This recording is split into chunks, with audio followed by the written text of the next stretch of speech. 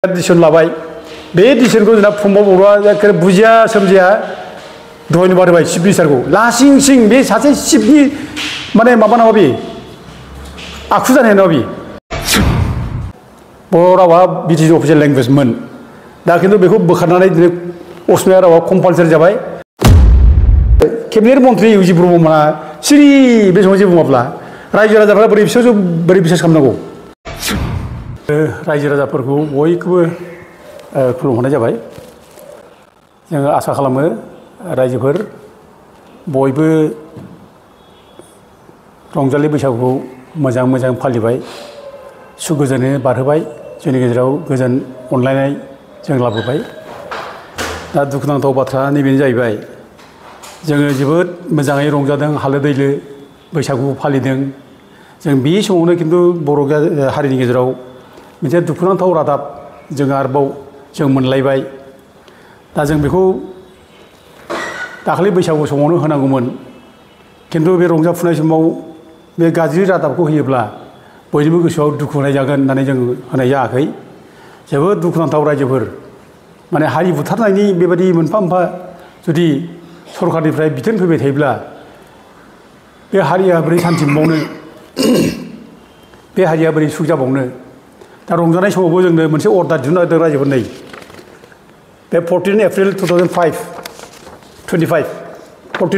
2025 बेयाव मोनसे आसाम बर्डनिफ्राय बिथोन हरबाय जे असमिया भाषाया सारा आसामावनो कम्पालसारि अफिसियेल लेंगुवेज जासिगोन होननानै बुंना हरबाय दा बिटिसि आवबो असमिया भाषाया कम्पालसारि लेंगुवेज जासिगोन दा बुंदों बिटिसि आव मात्र इंलिसजों लोगोसे बाय हागोन ओरैना बुंदों ओमफ्राय बिटिसिनि बादै इसिबां माने डिस्ट्रिक्टफोर दङ आउटसाइड बिटिसि बेयाव गासिबो कम्पालसारि जागोन असमिया भाषाया ओमफ्राय बेवहाय बर' भाषानि खुनु मेनसन गैया ओमफ्राय बेयाव इंराजिनि भाषानि बुंदों इंराजि भाषा थाफागोन बेखौ बुंदों ओमफ्राय कर्ट कासारिफ्राव इंराजि भाषा सोलिगोन ओमफ्राय ओजों काछाराव बेंगलि भाषा थागोन ओमफ्राय पार्बत्य ओनसोल बेयाव थागोन गावसिनि भाषा बेखौ बुंदों दा दुखुनांथाव बाथ्राया बेनो जाबाय साननांगौ बाथ्राया बेनो जाबाय जे रायजोफोर बे भाषाखौ जाबसिनना होनाय लोगो लोगोनो असमिया भाषाया कम्पालसारि जानाय लोगो लोगोनो दिनै बर'फ्रा बे बाहेरानि जायनाखि आसामनि डिस्ट्रिक्टफोरनि बर'फोर दिनै बिसोरो बर'खौ माने बाद होनानै असमिया भाषानि जिथु लिरनां सुरु जाबाय अफिसफ्राव गासैबो कम्पालसारि जिखि लिरा असमिया भाषा लिरनांगौ होनदों दा असमिया भाषा जुदि कम्पालसारि लिरनांगौ जायोब्ला दा बर' मिडियाम फरायनाया जोंना गारसिगोन रायजोफोर बर' मिडियाम फरायनायखौ गारसिगोन बर'आनो सोलिलाब्ला बाहेरायाव होनब्ला जों मा खालामबावनो दा असमियाखौसो दिनै फरायनायनि बेबस्था लासिगोन दा बे खायदाखौनो दिनै आसाम सरकारा बेखौ माने कम्पालसारि खालामहरदों बर' मिडियामा ओरैनो थैलांगासिनो दङ आरो बर' मिडियामखौ गुरुत्व होआखिसै दा बेसेबाय दिनै बर' फरायनायखौ बर'फ्रा गारसिगोन बे जिनिसखौ जों दिनै नुबोगासिनो दङ दा नुनाय जाबाय दा रायजोफोर जोङो जोबोद खस्थ' खालामनानै जोङो 1985 जोङो 16 एप्रिल बेयाव मोनसे नटिफिकेसन मोन्दों जों अर्डार मोन्दों दुलाराय बर' फरायसा आफाद बड'फा उपेन्द्र ब्रह्म दंमोन जों दंमोन बे समाव ज'नो बिराद जुजिदों जोङो आन्दलन खालामदों सानसुमा खुंगुर बसुमतारीमोन खरेन्द्र बसुमतारी बालिराम बर'मोन आरो बेजों नांलायनानै जों आसाम गभर्नमेन्टआ बाध्य खालामनानै बिसोरो 16 एप्रिल 1985 मोनसे गेजेट नटिफिकेसन दिहुननानै बर' रावखौ क'क्राझार आरो उदालगुरियाव मोनसे अफिसियेल लेंगुवेज खालामनानै होनाय जादों 1985 आरो बिनि उनाव जेब्ला 2003 आव बिटिसि इलेक्सन जायो सरि बिटिसि एकर्ड जायो बे बिटिसि एकर्ड जाब्ला बर' रावखौ 8 सिडुलाव सोनो हादों ओमफ्राय 8 सिडुलाव सोनाय लोगो लोगो बर' रावखौ बिटिसिनि अफिसियेल लेंगुवेज खालामनाय जादों बर' रावा बिटिसि अफिसियेल लेंगुवेजमोन दा खिन्थु बेखौ बोखारनानै दिनै असमिया रावा कम्पालसारि जाबाय ओमफ्राय बर' रावखौ जास्ट इंराजिजोंल' एसे मर्यादा गैथारै बाहायनो हागोन बेखौ बुंनाय जाबाय आरोखि दा बे जाबाय ओमफ्राय जेब्ला बर' रावा 8 सिडुल हाबो बिनि उनावनो जिथु बर' रावा आसामनि असमिया रावजों समान मोनसे मर्यादा गोनां जाबाय आसामनि असमिया रावा एसेबां मर्यादा दं बर' रावआव एखे मर्यादा दं जेसेबां बेसेबां सन्मान दं बर'आवबो एखे सन्मान दं बेसेबां स्टेटास दं जाबो दं दा गथिखे बर' रावखौ माने ओइट सिडुलाव सोनाय लोगो लोगो बर' रावा आसामनि जेसेबां जिल्ला दं बेफ्रावबो आसाम असमियाजों लोगोसे अफिसियेल लेंगुवेज जाफानांगौसोमोन बेसो जानांगौमोन खिन्थु बेखौ खालामाखिसै होमब्लाबो आसाम सरकारा नैबे माने माबानि गेजेरजों अर्डारनि गेजेरजों 2016आव 5 फेब्रुवारियाव आसामनि जेसेबां जिल्लाफोर दङ बे जिल्लाफ्राव बर' रावखौ एस'सियेट अफिसियेल लेंगुवेज खालामनाय जादों बे आरोखि अफिसियेल लेंगुवेज खालामनाय माबा जादों 2016 15 फेब्रुवारियाव एस'सियेट अफिसियेल लेंगुवेज जादों दा बे आफ्टार माने साइनिं ब्रिटिश एकर्ड बे जाफैबाय ओमफ्राय दाना जोङो लुबैदोंमोन जे बर' रावा माने एस'सियेट नङाजासेनो आसामजों असमिया भाषाजों समान समान बेबो अफिसियेल लेंगुवेज जानांगौ होननानै जों लुबैदोंमोन मानोना इन्डियायाव गोबां स्टेटफोर दं जे स्टेटआव मोननै मोनथाम मोनब्रै मोनबा गाहाम अफिसियेल लेंगुवेज दङ दा जेनेबा उदाहरन हिसाबै सिक्किमाव नायदो सिक्किमाव इंलिश नेपाली सिक्किमिस लेपचा बे भाषाया अफिसियेल लेंगुवेज बे जायगायाव ओमफ्राय बिदिनो हारियानाव दं हिन्दी पान्जाबी बे सेकेन्ड लेंगुवेज दा बे दङ ओमफ्राय जम्मु काश्मीरावथ' एखेबारे माबाथार काश्मीरी डगरी उर्दु हिन्दी इंलिश मोनबा बे मोनबा भाषाया जम्मु काश्मीराव अफिसियेल लेंगुवेज ओमफ्राय पन्डिचेरियाव तामिल तेलुगु मालायालम इंलिश बे माने बे जायगानि अफिसियेल लेंगुवेज दा गुबुन जायगायाव जुदि मोनब्रै मोनबा गाहाम जुदि माने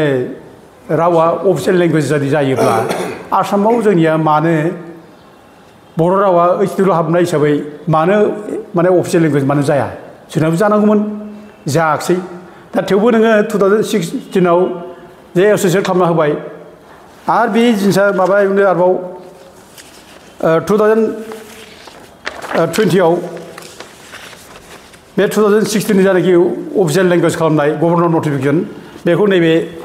गेजेट नटिफिकेसननि गेजेरजों 2020आव फोसावनाय जाबाय गेजेट नटिफिकेसनजों जे सारा आसामनि जेसेबां जिल्ला दं बे बर' रावा एस'सियेट अफिसियेल लेंगुवेज जासिगोन होननानै बेखौ फोसावनाय जाबाय आरोखि 2020नि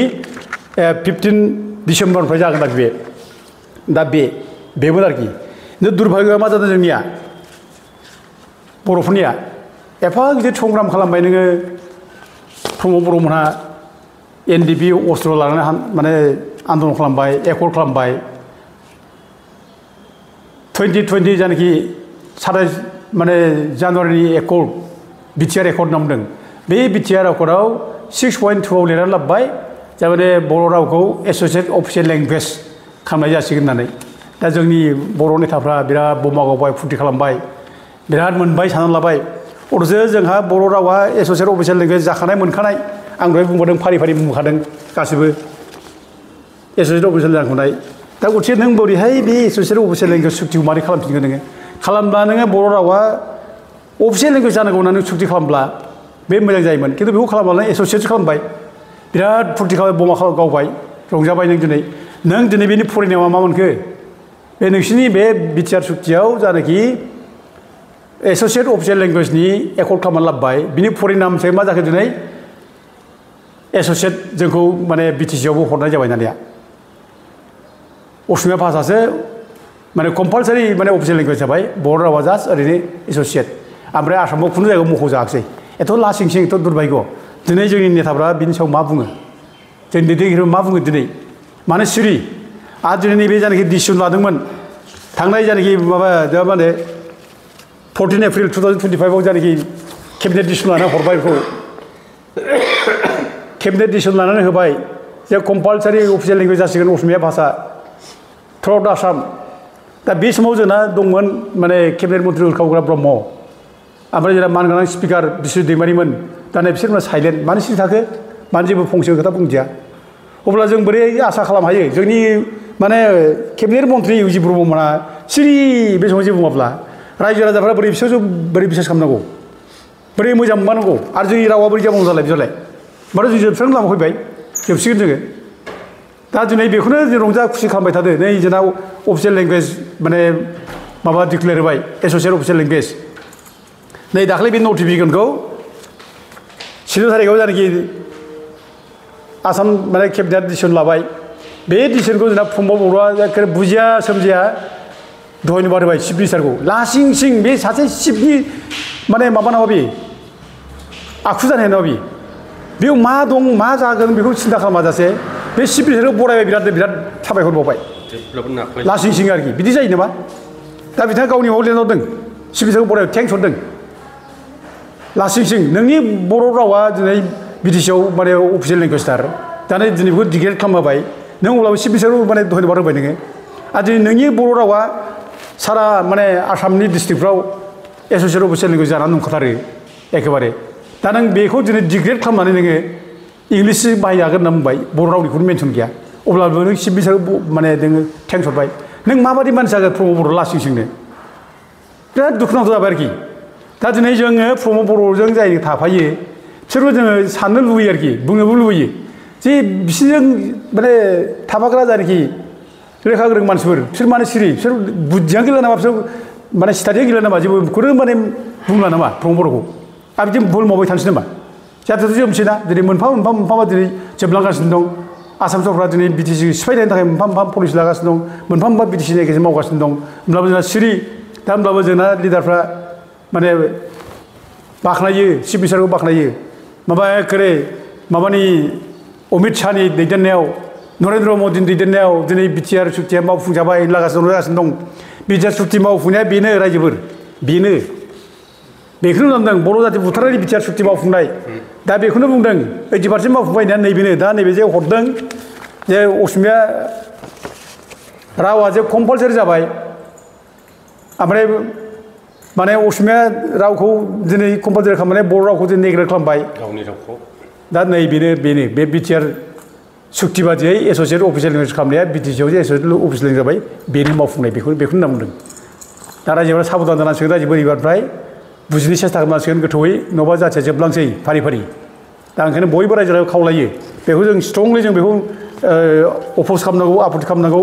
आरो दिनै थुनलाइ आफादखौबो जों लुबैयो बिथांमोना बेखौ अप'ज खालामनांगौ बिदि जाहाथे जाया आरो जों इतिमध्य जोंनिफ्राय जनजाति सुरक्षा मन्चनिफ्राय